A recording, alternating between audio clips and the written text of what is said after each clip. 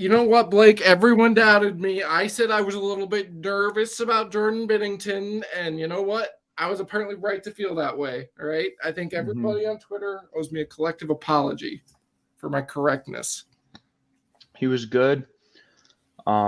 It felt like game one again, where he was making good saves, but he also got comically like he didn't get as lucky as he did in game one because the Avs didn't like beat him 5 times, and he just got it just hit the post the wrong way. The Avs kind of shot themselves in the foot this time. He was flopping around a lot, but like credit to him, man. Yep. Credit and credit to the Blues. They played about as good as they can. I mean, I've watched a lot of Blues. They played their A game, man, and they walked out with a win. So yeah, Nick Leddy didn't get walked today, so that was good for him. Mm-hmm. Sorry, I'm eating the Laffy Taffy. He needs to feel something. It's delicious, man. What flavor is it? Strawberry. Mm-hmm. Nice. It's been a minute since I've had Laffy Taffy. But yeah, let's just set the stage really quick here. Key guys the Blues are missing. No one. It's all right, man. This is the reality of things right now. That's why it was so impressive what the Avs were doing. The 4-game win streak. Because their roster. Listeners who are just listening to Blake. Sorry, man. Down. The thing is the Avs. I mean, it's a bunch of guys playing in over their heads, and it's a bunch of AHL guys right now. Yeah. And then the top line. Yep. And that's okay. Like, it's gonna have to be like this for a little bit, and these are the kind of losses that are gonna happen. Yeah. So, I mean, honestly, for me, we'll get to it. We'll get into it. We'll dive into it. But this is like a pretty encouraging game for me. Right. So, like obviously, it sucks to lose. It's okay, especially because it's the Blues. I get it. It feels bad, but it's really not that bad. Yeah, that's what I was gonna say. If this was, I'll just pull a random team out of my ass. This was against, God, what team? Just the Senators. If this game is against the Senators, you're like, you don't feel nearly as bad about it. But since it's the Blues, there's that level of hatred, and you're like, it doesn't sit well. But as far as the game went, it was a good game from the Avs. There were definitely flaws and stuff. Yeah, it was by no means perfect, but it wasn't a game. It was a game with more. You kind of said it, encouraging things than not. Yeah. So the thing with this game for me is we can start with the bad. I think the bad in this game is it wasn't super dangerous. Like a lot of pretty easy saves for Binnington. I haven't even checked the fancies. Just from watching the game, it just didn't feel super dangerous. Yeah, you can see this heat map right here. Not a lot of heat going on in front of the net. And that was something I tweeted out, is that the Avs were shooting the puck a lot, and their shots were actually pretty good. With the way Binnington was playing, they needed to crash the net better. Mm-hmm. And when they did crash the net, they needed to like score. Yeah, I mean, and sometimes that's how it goes. You shoot, there's a rebound, it bounces to the other team. That's okay. Right. Happens. But when there's an open net and then Dryden Hunt, it's just like on the ice. And on like it sucks. Dryden Hunt is in your top 6 right now. Yeah, he did play a good game, but you could tell the lack of finishing is just extremely apparent when he gets when he gets so many when he gets so many chances. You can tell that he just doesn't quite have that ability.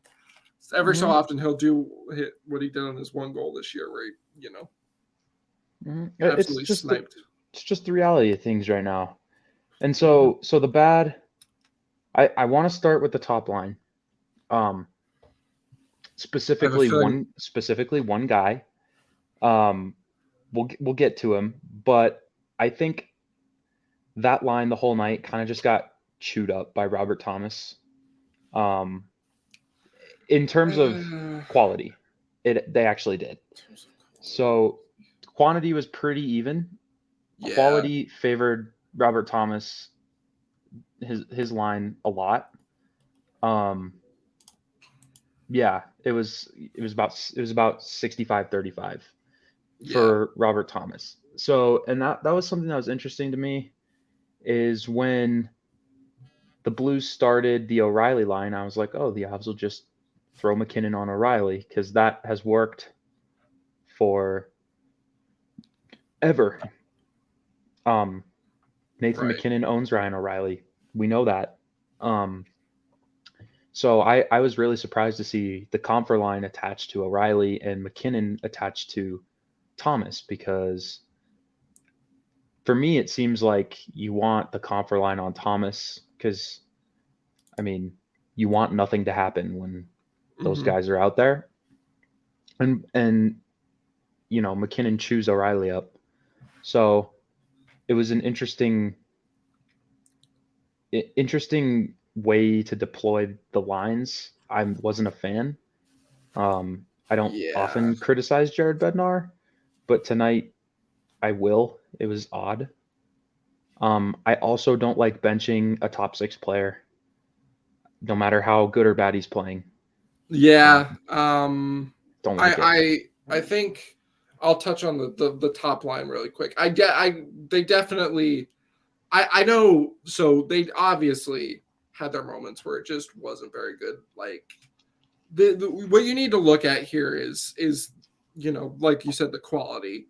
But you also gotta, like, when you're taking things into account, you got to remember they're the only line that scored any goals for the Avs, which is why you're not, you know, like, this loss is entirely on them. Also, that we'll get to this second goal a little bit later, but like, I don't know really what else they're supposed to do on that. Like, I mean, yeah, I mean, we'll get to it. You got unlucky along the way tonight.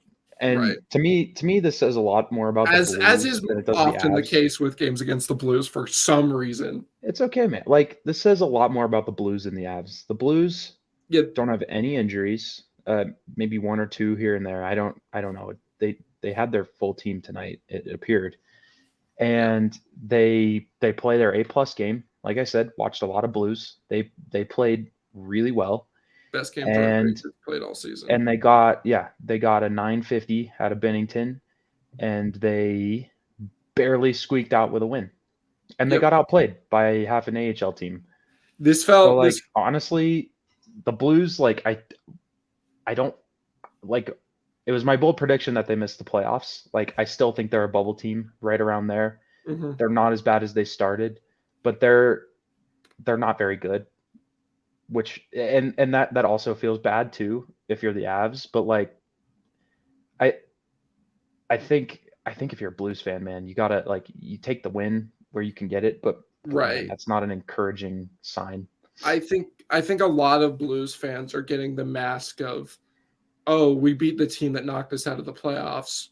They're cup tier, and they're not looking at any sort of context. But I think I would like to wait to get into that. Let's continue this. You mentioned Alex Newhook, so I don't know about the benching thing, because it was felt like it was purely based on one shift, and I will be honest, that shift was absolutely terrible. I was so mad at Newhook for that. It wasn't good, but I don't think he wasn't getting any help either. Like, it was bad, but also he made his own bed there. Martin Cow, you can help a little bit. Martin Cow was on the ice. It was Newhook, Hunt. Oh, I'm thinking of a different one then. It was Newhook, Hunt, and then Megna. Because that's where I got upset, was because he made some really stupid passes, tried to force passes between sticks to Evan Rodriguez instead of just moving his feet down the wall, which is a problem I had with him the entire night. You're fast, skate along the wall, stop pulling up. Like, it's just, you're just up playing into their hand there, because you're not moving their feet. They're big, they're gonna smush you. You see every other guy, when they're just going around, the Blues just don't touch them. Like, Evan Rodriguez realized this at one point. He started pulling up at the beginning, but then he was like, well, this isn't working. I'm faster than them. I'm just going to skate around them. and they're not going to be able to touch me. Yeah. And then not only does he make those stupid turnovers, but then he doesn't change for whatever reason. He had both of his line mates changed. He absolutely could have.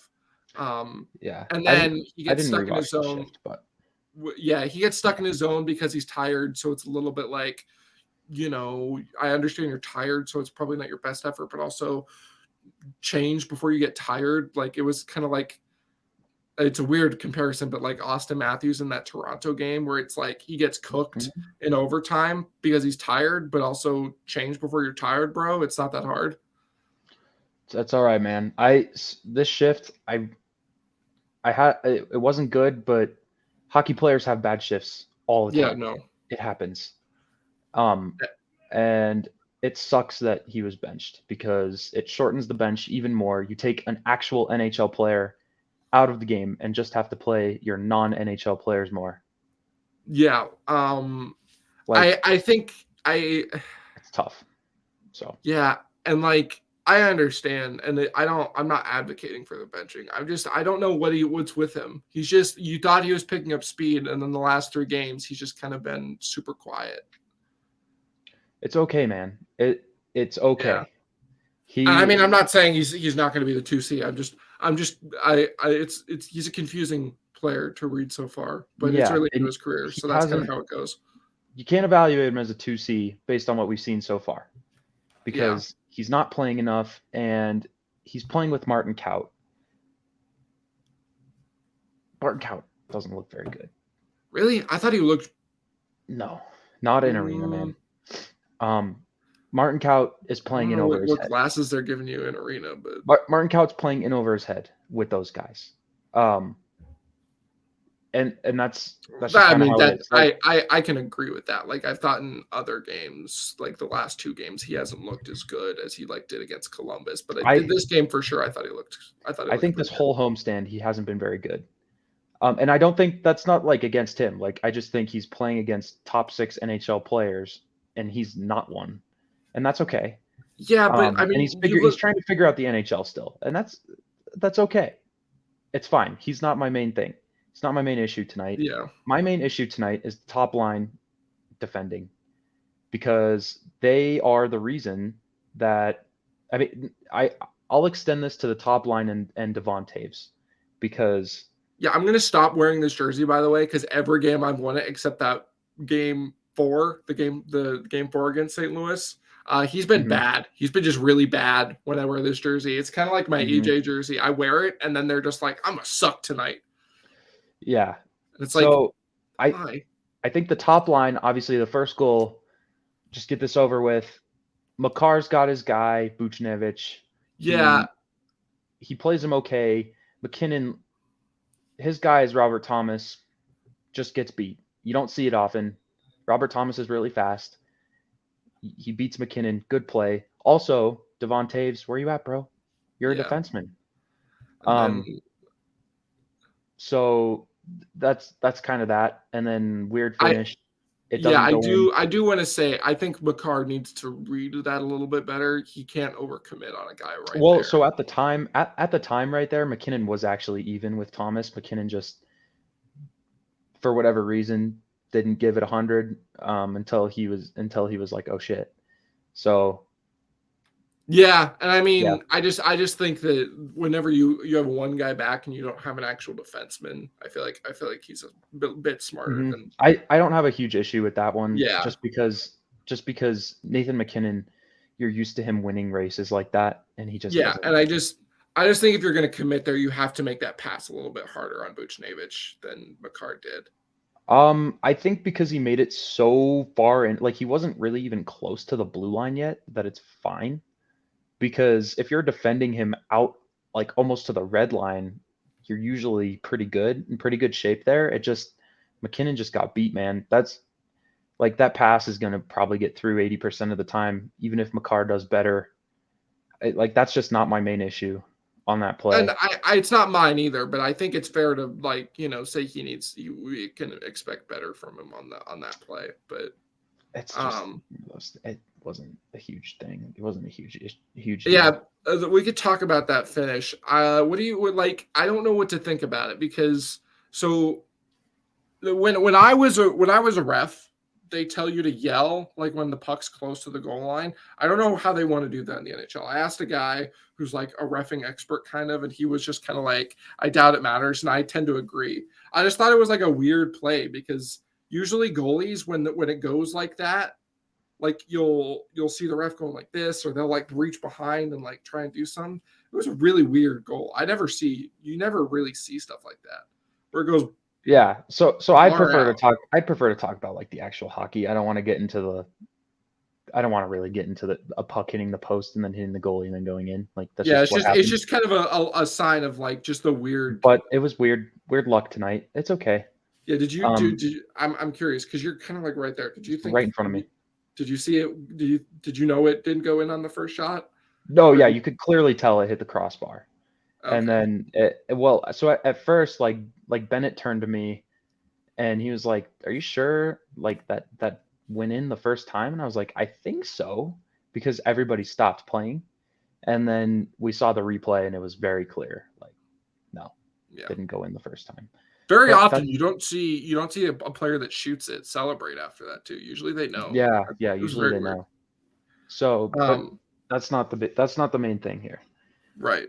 Let's get into the second goal. Second goal for the Blues is some nonsense, man. Like this was really. I would say that's like nine, dude. I don't even know. It's probably like goalie skates are designed to not let that puck in, and it just goes in anyway.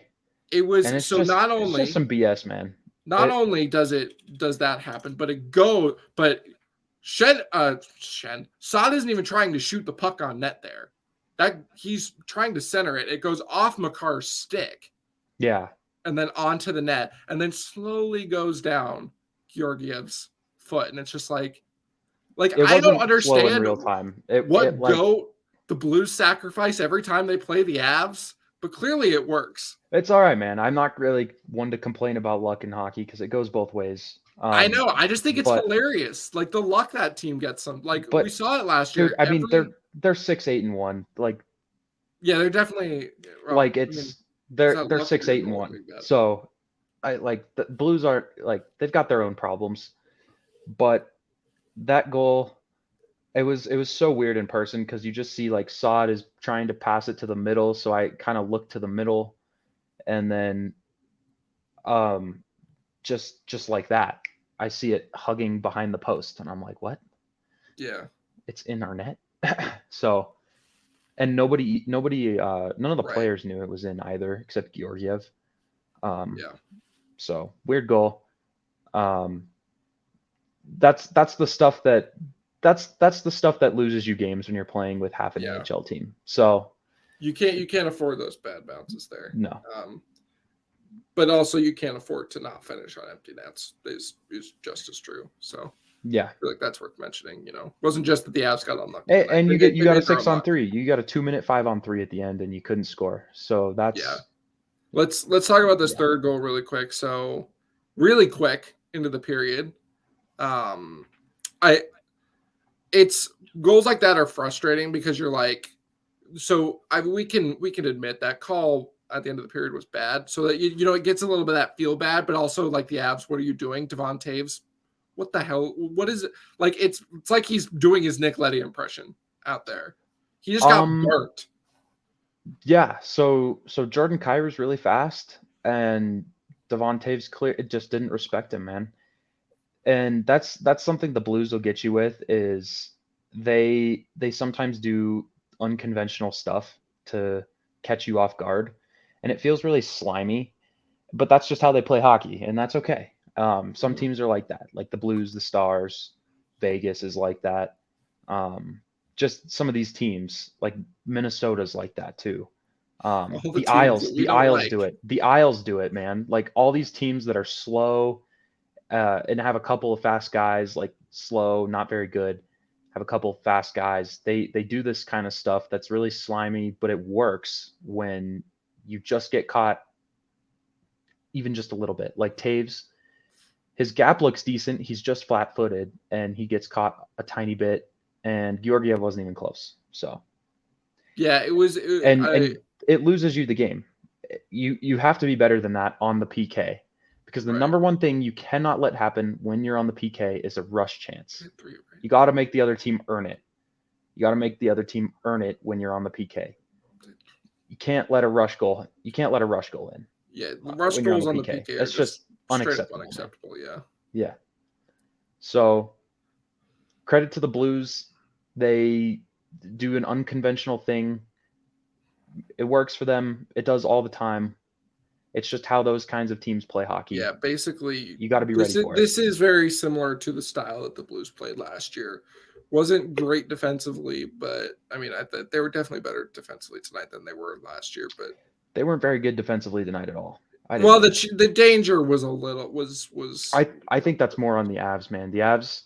The Avs were very content for one and done opportunities. They weren't. I can agree with that. They weren't retrieving pucks very well until it was crunch time in the third period, and they were content to just kind of chuck a puck on net instead of setting up a point shot, going for a rebound, trying to get to the slot.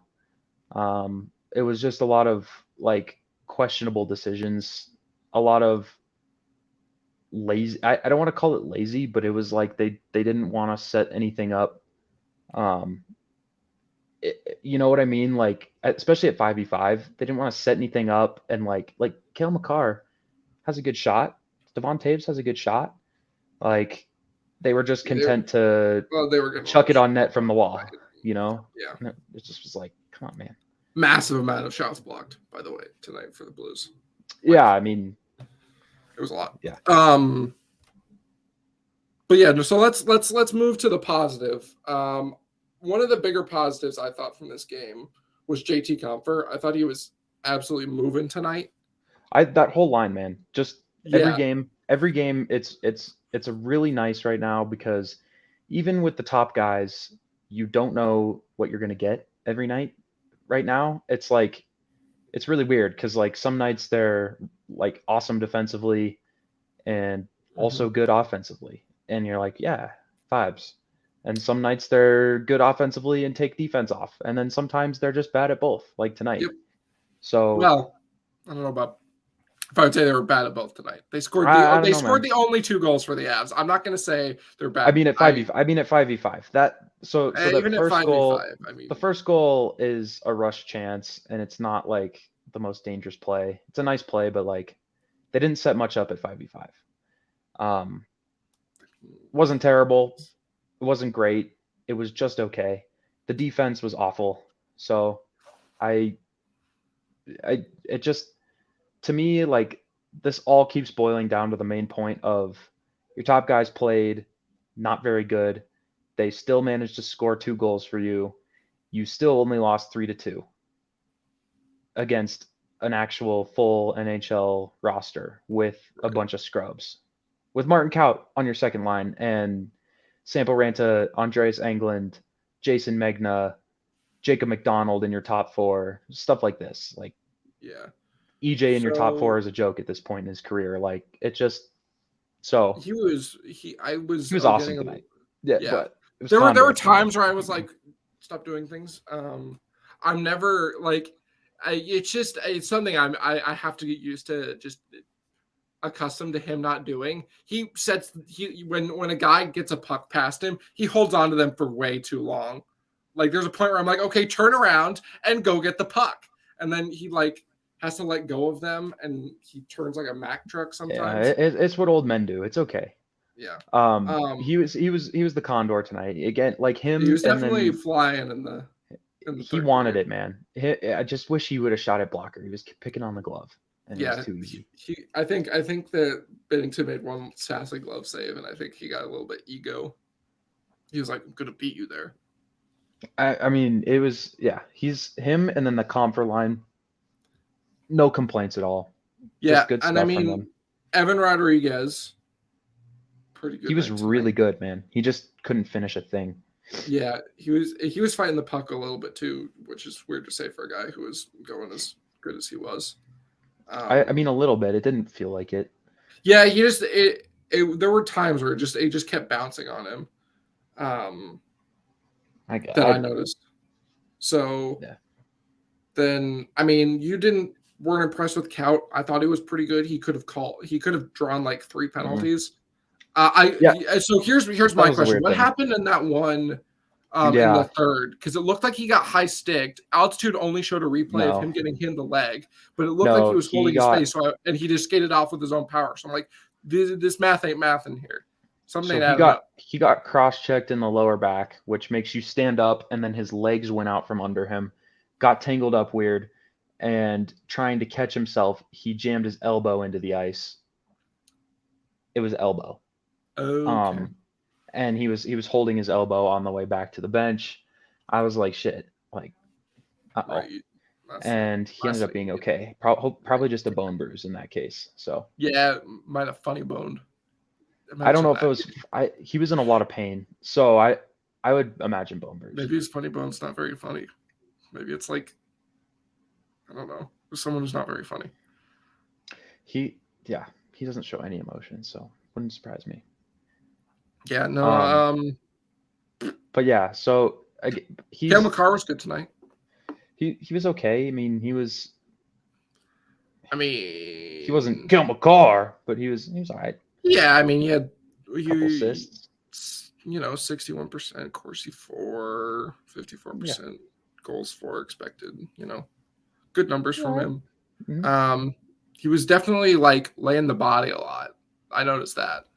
It's nice to see, man. Yeah. Yeah. So when the Blues play like that style, they up the tempo of the game. The intensity is just higher than most regular season games because they aren't. I mean, they're not going to ever shy away from contact, and so when the Avs get into when the Avs get into that environment, like they're fine with it. And Makar is one of the guys who will throw down a little bit. So yeah. By the way, would rather him score. Effectively nothing, but the Avs did assign Vranta, Megna, and Englund back to the Eagles, pretty much. Yeah. For cap reasons, I think. Yeah. And so I do want to get into I don't want to get into a Sampo Ranta because it's a nothing burger. I do want to get into Englund and I want to also just say that Jason Megna's awful. Just throwing that out there. We know it. I just want to, repeat it. He's terrible. I do want to touch on Ranta really quick because he played well. I mean, That's what I'm saying. Like he did nothing of note. He played okay. Good enough. He was definitely also laying the body a little bit. Seeing him just bully Braden Shen was pretty funny. Yeah. Fine. It's totally fine. Yep. Andreas Englund though was a bright spot, I thought. Yeah, he made me eat my words. I thought he was a bad skater. He is a bad skater. Are you sure? He had that one play in like the second period where he absolutely wheeled back. The top speed of NHL caliber player, like Andreas Englund, from what I saw, is like an NHL caliber, a professional hockey player, right? The top speed of all those guys, except for the really high end, is the same about.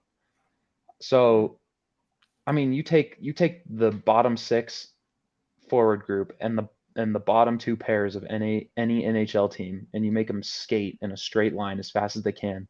They're all going to finish within that much of each other. Like it's just such a thin margin. So like he's decently fast, but he doesn't have good feet. He's not agile in terms of transition and turning, all of that. It's not great.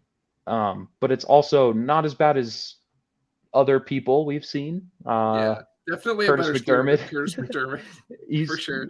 Compared to that guy, he looks like Wayne Gretzky, like in terms of skating. So, but yeah, so I thought he was totally fine, man. I would give him. Yeah, no, he was absolutely. He played his role. He played it well. He threw the body a few times. He was making smart decisions with the puck. He even joined the rush once. Was getting some shots through. The thing. So this is projecting. Obviously, we've seen him play one game. But given the way he played today, Maybe it's just my expectation of him. But I mean, you could, and it's obviously like a lot of projection. I'm not saying this will happen, but you could see him having like a Ryan Graves-esque kind of. No. Why not? He's gotten a crack in the NHL before, with Ottawa, 30-ish games, and he's not a puck mover. Like, he can't move a puck very well. And Ryan Graves can. I mean, Ryan Graves can move it at an NHL level. But I mean, it wasn't quite there. Like, it's one game. Usually you can survive with these AHL players for one game, 2 games, 3 games. Yeah, but they were doing less than surviving. This wasn't like Keaton Middleton or Kyle Burrows when they were up. Sure, dude, it was totally fine. I wanted to get into it because now I'm like, if Gerard's not 100, just play that guy. He was totally fine. Just play that guy, man. It's a lot.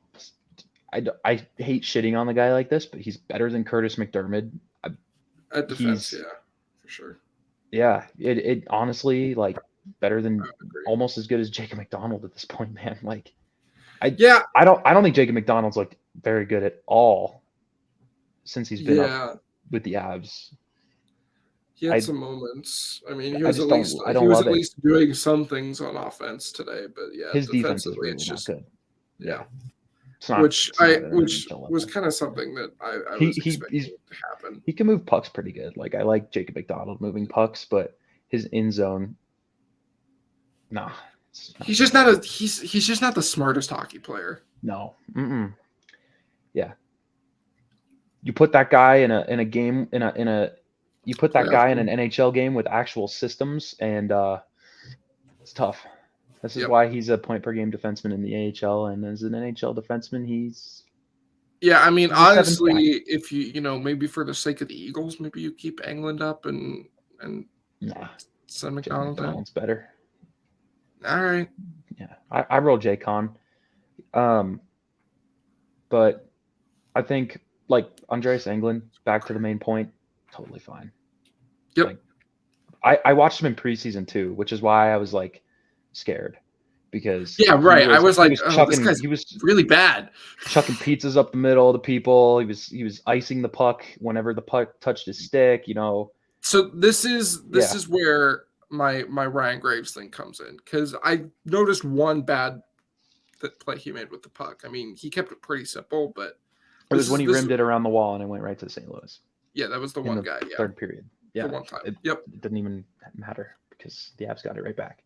Yeah, so this is where my like bold, very bold Ryan Graves prediction comes in, because it's like maybe that's the thing.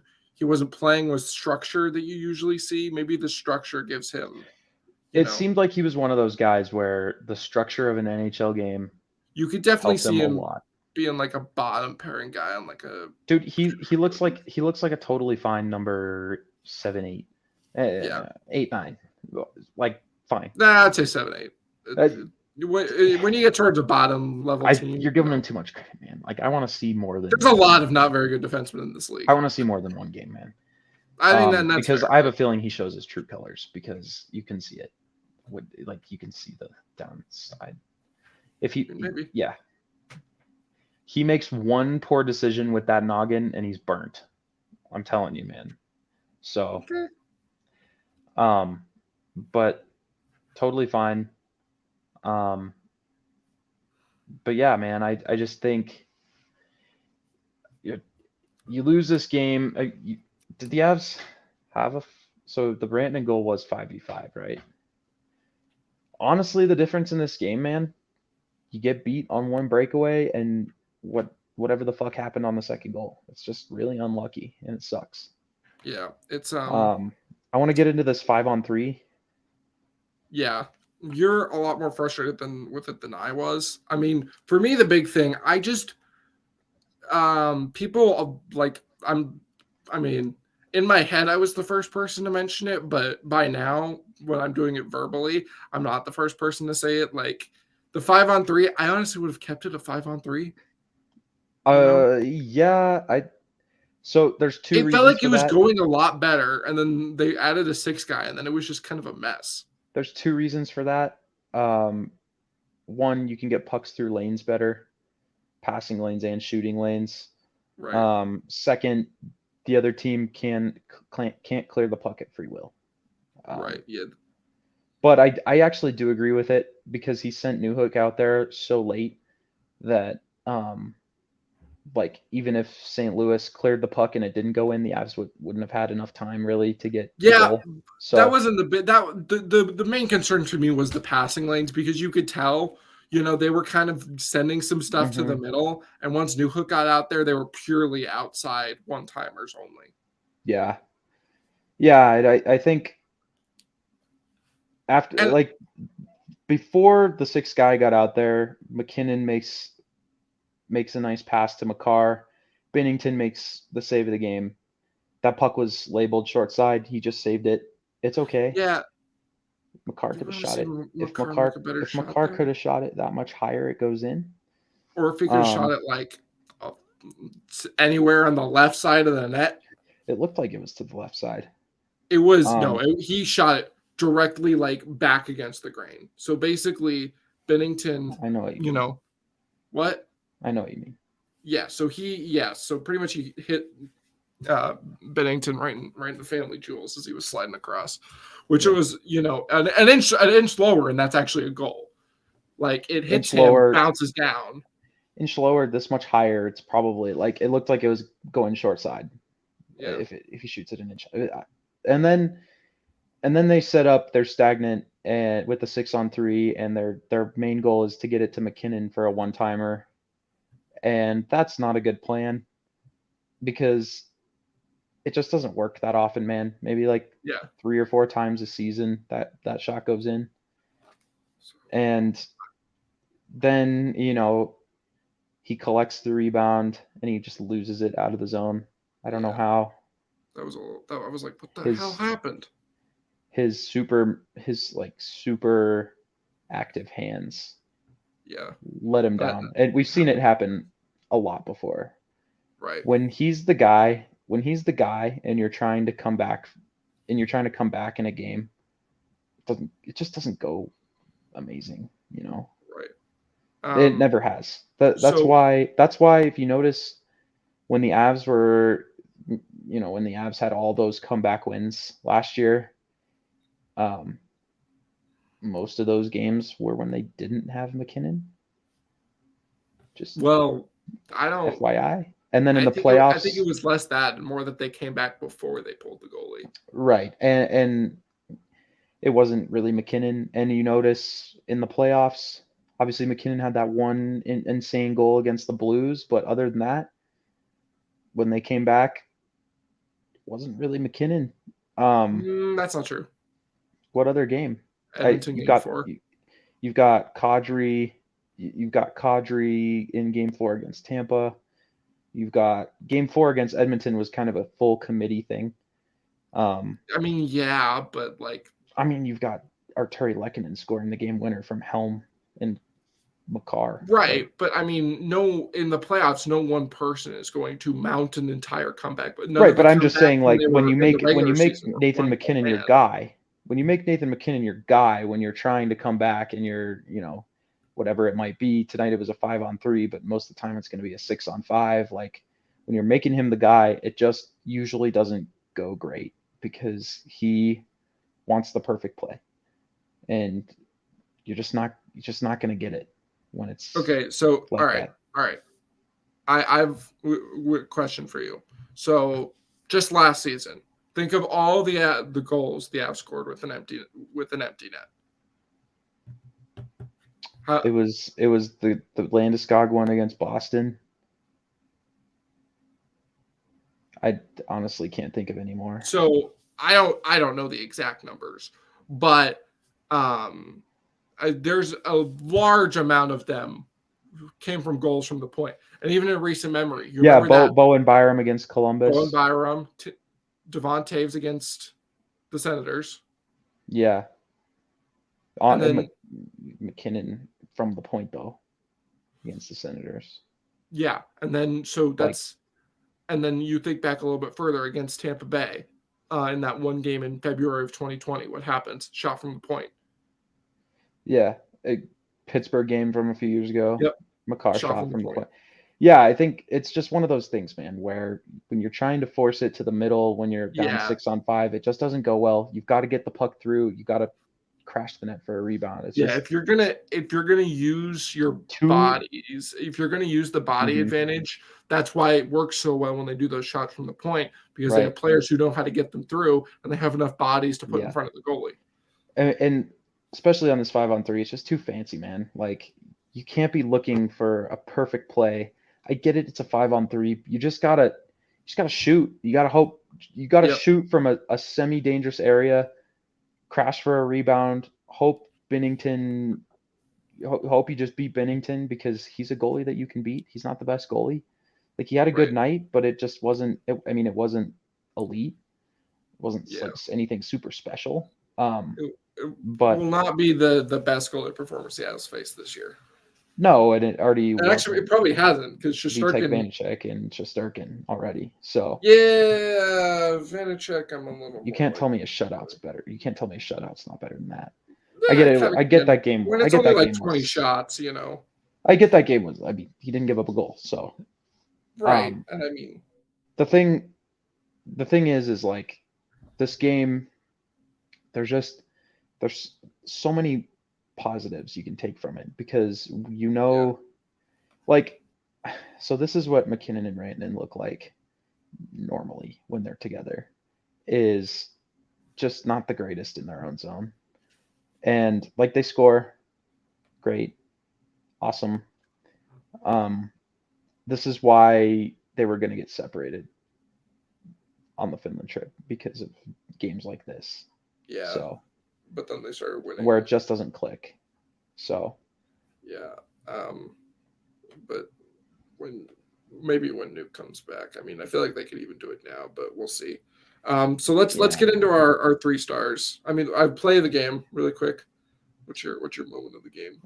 I don't know, man. I don't really have one. It was just kind of a November hockey game. All right. Well, that's nothing super fun really happened. Lame answer. I'm going to go with Ranta kicking Braden Shen's ass. So, because I hate Braden Shen. Like, what happened? Sure. He did he hook somebody or did he trip him? And then he like whined about it. I'm like, this is like such an easy call. Why are you complaining? He just complains about everything. So yeah, that was my moment because Braden Shen is probably my least favorite player on that team outside of Jordan Bennington. Him and Nate are friends. What? Him and Nate are friends. Yeah, I know. I don't know, man. I don't hate him. I just think he's lazy, and when there's an opportunity for him to smoke a guy, he always takes it, and it's just a weird game.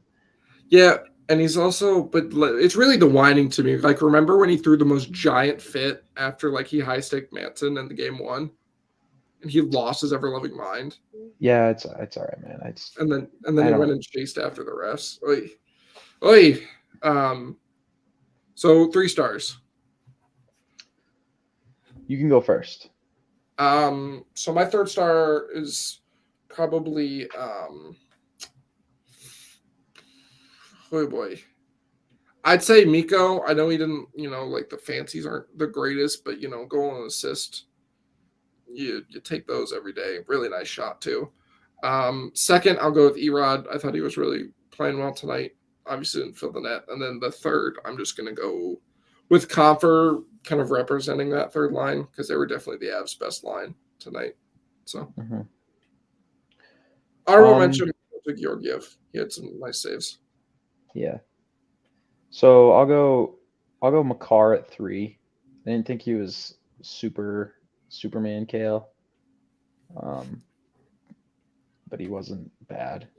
Right. He had 2 apples. Pretty good. I'll go number 2. I'll just give it to, again, I hate to be boring, but like, just, I don't know, Erod, I guess. Same as you. Sometimes it's just easy, And then actually, my 1st star is going to be different because I thought even though he fought the puck a bit, he was the most consistent top 6 guy. It was good stick lucky. Oh, okay. And he had that snipe. It was just really good stuff from him. You don't see Arturi Lehkonen sniping the puck very much, so it's fun to see. He's got it in the bag. Sometimes, yes. Yeah. So, really good game from him. Yeah, he had some nice forechecking too. Yeah, he's all over pucks. He's the most defensively responsible of those 3. Yeah, just good stuff. Yep, very fun. Yeah, good stick. That's why we say good stick Licky. He does, in fact, have a good stick. So the Avs have 2 days off after this. Then they head out east and play Carolina and Washington. And then, God, did they play someone else too? Yeah, they played Dallas. Weird one. Super fun. It's definitely a tough trip. 3-gamer. It's a tough. It's just a tough trip. Those are 3 pretty solid teams. 3 good teams. They always struggle against Washington for whatever reason. Carolina's good. We just saw them the other night. They're a good team. And then Dallas has been playing above their skill level as a team in general. Yeah, they've definitely cooled down since their hotter start, though. Yeah, like they're a quality hockey team, though. 3 teams that, like, you're really. So with the 2-day break, it sounded like Sam Jordan might come back against Carolina, and that could be. God, I hope, dude. They need it so bad. They do. They need a little bit more punch from the back end. Like EJ did his best Condor impression again tonight. I shouldn't say again, just tonight. But that's about it, man. Josh Manson, just not super. Like, the offense we saw last year just hasn't really come this year yet. That's okay. I'm sure it will. Yeah, I mean, I don't think. And then obviously you have J-Con and England, who just really aren't going to give you a ton. Right. So you just need Gerard back. Yep. Put him with Manson. Then you have a really good first pairing and a really good second pairing, and then your third pairing is fine. Yeah, you just need it. You just need it. EJ so and McDonald is more than fine for an NHL third line. Third pairing. Totally. Yeah. Then the forwards will continue to be what they're going to be, which is a one-line group. Probably. Yep. Whatever. It's all good. Just gotta scrape by here. Georgiev, I thought, played okay. Made some really good saves. It sucks that one went in. That was the only time that I was really not happy with him was when he almost just gave them a goal. Oh yeah, when he decided not to tend the goal. Mm-hmm. Yeah, there's I don't. He doesn't make the worst decisions with the puck, but he's not that good at it. He takes so long to move it, and I'm like, okay, hurry up, any day now. I can see why he covers every puck that is dumped in on him. Yeah, makes sense, man. Just stop the puck and then go to your net. So many Varley vibes, man. He is Varley. Just the same person. Yeah, seriously. Yeah. But yeah, overall, just losing to the Blues, it sucks. Right. Yeah, there's been some Blues fans that have already been pretty cocky. But keep in mind, the Blues are 6-8-1. The Avs are 8-5-1 with half an AHL team, and lots of positive signs, man. Like, the Avs bottom 9 were completely overmatched the whole night, just in terms of skill level of players. Like, you can't tell me that, like, Ryan O'Reilly and who was he playing with? It was like one scrub and one good player. It was Josh Levo and scrub, and it was a good Yeah, Sod. One scrub, one top 6 player. Like, you can't tell me that line with like a low end 1C and a second line forward and a scrub is better than Cogliano, Comfer, LOC. Like, you just can't tell me that. I mean, you can tell me that they're better. Like, you can't tell me you can't tell Comfer, me Cogliano, LOC is better than that. You also can't tell me that Erod, Newhook, and Kaut is better than Shen, Barbashev, and Scrub. Like, you just can't. Right. Achari, not Scrub. Especially the way they played decent. tonight. Achari's decent. Yeah, and then the fourth lines for each team, like the Blues have actual bottom 6 fourth, like the Blues have actual fourth line players, and the Avs have, you know, a mixture of Sampo Ranta, Dryden Hunt, and Jason Megna, and it's like, it was just encouraging that those guys held their own, honestly outplayed the Blues, and you just lost because of bad luck and one and your top line not defending to the level that they should. So, and one other thing is, I know for a fact the past 3 years, this is the 4th year in a row the Avs have lost their first game to the Blues. It's a cool stat, really, man, but it's a new season, so we look for these patterns. Like, people look for these psychological patterns, and it's like, it just doesn't matter, man. At the end of the day. Yeah. So we're gonna get out of here though. Well, I don't know what our plan is for the off days, but we'll at least come at you on Carolina game day and have a good night. Don't let the Blues ruin the rest of your night or whatever.